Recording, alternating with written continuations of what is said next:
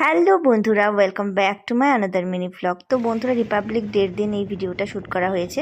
তোমাদের বলেছিলাম ঘুরতে গেলে অবশ্যই শেয়ার করব, কিন্তু ঘুরতে যাওয়া হলো না। অর্পণাবাপি হঠাৎ করে আবার একটু ব্যস্ত হয়ে পড়লো কাজের জন্য।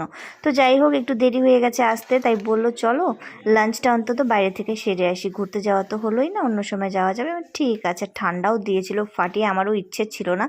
তো যা হয় বলে না, ভালোর জন্যই হয়। তো আমরা লাঞ্চের জন্য চলে এলাম আমাদের কাছাকাছি একটা ধাবা, বনফুল ধাবা। আর বন্ধুতে আমরা বেশি আসি, তাছাড়া অন্যান্য রেস্টুরেন্টও অনেক রয়েছে। তো চলো জমিয়ে একটু লাঞ্চটা করা যাক। নিরামিষ থালিটা অর্পণের বাপির। তো আমি আর অর্পণ রুটি খাবো, ভাত খাবো না, ইচ্ছে ছিল না। রুটির সঙ্গে চিকেন কষা আর মেটে চচ্চড়ি ছিল, মানে সবাই মিলিয়ে ঝিলিয়ে আর কি খেয়েছি। তো জমিয়ে খাওয়া দাওয়া হলো। তো খেয়ে দিয়ে মানে বাড়ি ফিরবো। আর যাওয়ার পথে অর্পণ 5 স্টার নিল, আমি পপকর্ন আর লেজ নিলাম। সরি, আঙ্কেল চিপস নিলাম। আমার আঙ্কেল চিপসটা না ভীষণ ভালো লাগে খেতে।